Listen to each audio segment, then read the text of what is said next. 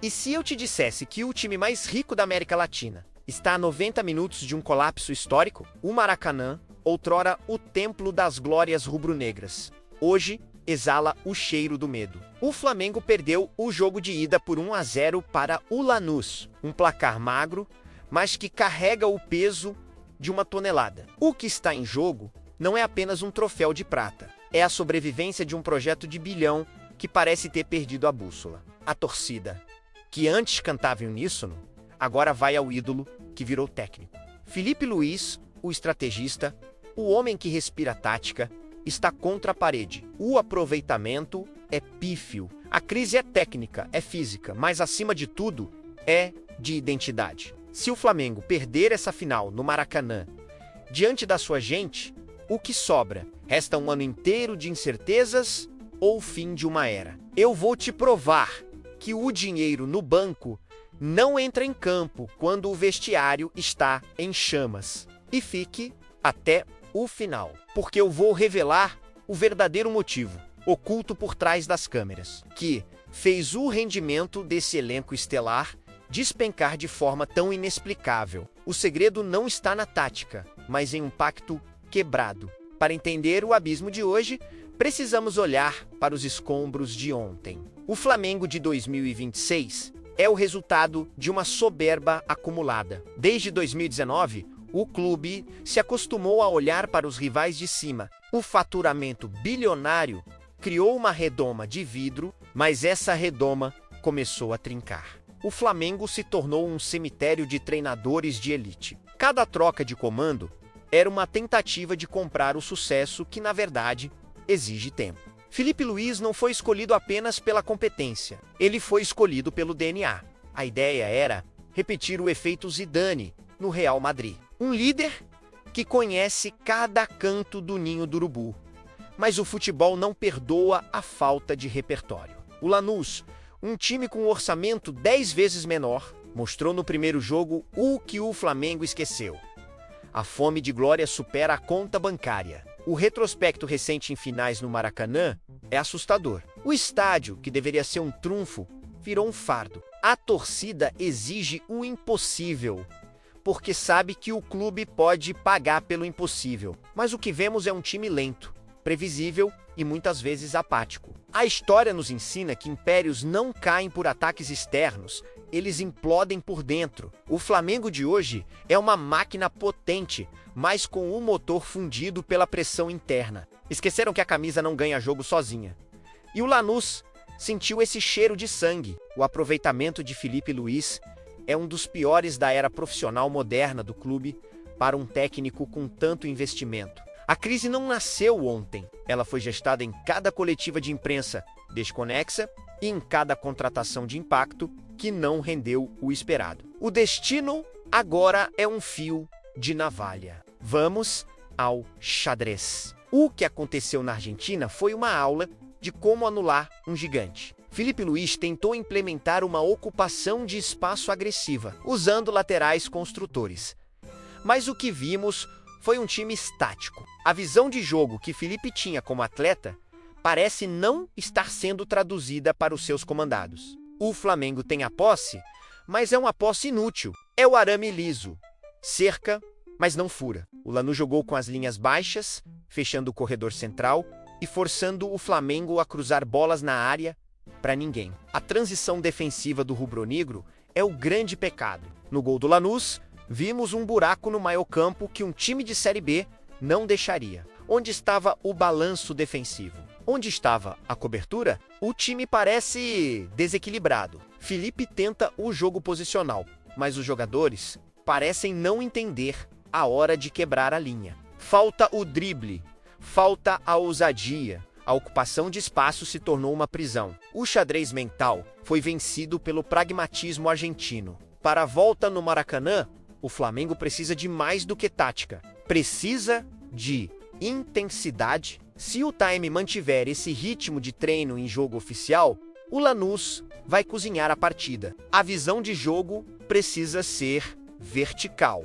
Cada passe para o lado é um segundo a menos de vida para Filipe Luís no cargo. O técnico está preso em suas próprias convicções, tentando provar que seu método funciona enquanto o campo grita o contrário. O espaço está lá, mas a execução é lenta. A tática sem alma é apenas um desenho num quadro branco.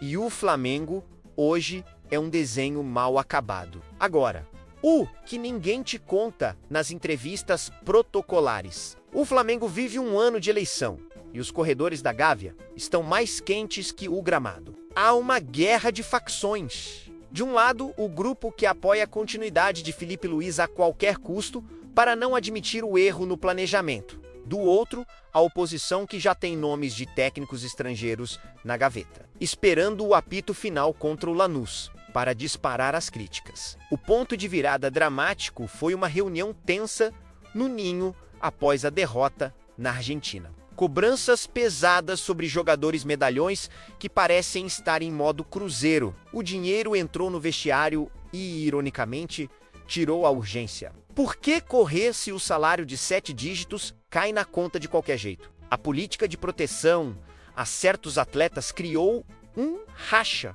Filipe Luís está no meio desse fogo cruzado. Ele é amigo de muitos ali dentro, e essa proximidade virou sua maior fraqueza. Como cobrar o máximo de quem dividiu o vestiário com você há pouco tempo? O bastidor sujo envolve vazamentos de informações para queimar a comissão técnica e uma pressão externa de empresários que querem ver seus jogadores em campo a todo custo. O Flamengo é o time mais rico, mas é também o mais politizado e instável. A perda dessa final não seria apenas um tropeço esportivo. Seria o pretexto perfeito para uma limpa radical que pode custar milhões em multas rescisórias. O destino do clube está sendo decidido em jantares em churrascarias da Barra da Tijuca, longe dos olhos do torcedor, onde o poder vale mais que o gol. Chegamos ao momento da verdade. Maracanã lotado. O mosaico está montado, mas o clima é de velório ou de ressurreição. Não há meio termo. O Flamengo entra em campo com o peso de 40 milhões de almas, cobrando uma resposta. A mística do manto rubro-negro precisa operar agora. Imagine a cena. 1-0 para o Lanús no agregado. O relógio corre. 15 minutos do segundo tempo.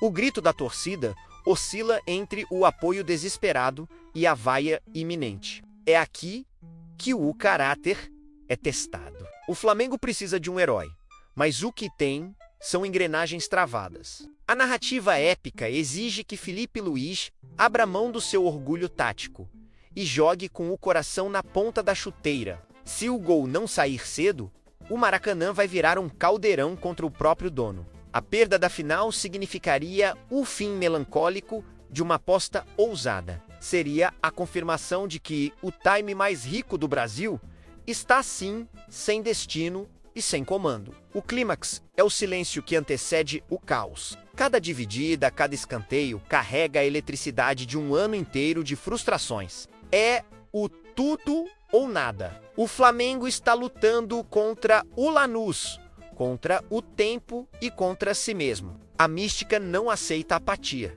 Ou o time se incendeia agora, ou as cinzas serão tudo o que restará para 2027.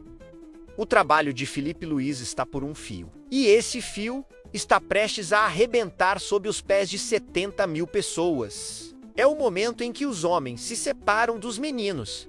E o Flamengo parece cheio de meninos, mimados pela própria fortuna. O veredito é claro: o Flamengo foi vítima da sua própria grandiosidade. O clube se tornou tão grande que esqueceu como se lida com a derrota. Filipe Luís é um estudioso, mas o futebol de alto nível no Brasil exige uma casca que ele ainda não demonstrou ter como comandante. Se a taça não vier, a crise que se instalará não terá precedentes na história moderna do clube. O ano de 2026 será lembrado como o ano em que o Império balançou. O segredo que eu prometi: o elenco está saturado de uma metodologia que prioriza a teoria sobre a prática do sangue nos olhos. O pacto quebrado foi o da meritocracia. Jogadores estão jogando pelo nome, não pelo desempenho. E enquanto isso não mudar, nenhum bilhão no mundo trará a paz de volta à Gávea. Agora, eu quero saber de você. Filipe Luís deve ser demitido imediatamente se perder esse título. Ou o erro é da diretoria que montou esse elenco acomodado não fica em cima do muro? Comenta aqui embaixo agora. O Flamengo tem jeito ou o ano acabou? Se você quer entender o que realmente acontece nos bastidores que ninguém tem coragem de falar, se inscreve no canal. O próximo vídeo vai ser ainda mais pesado. Até a próxima!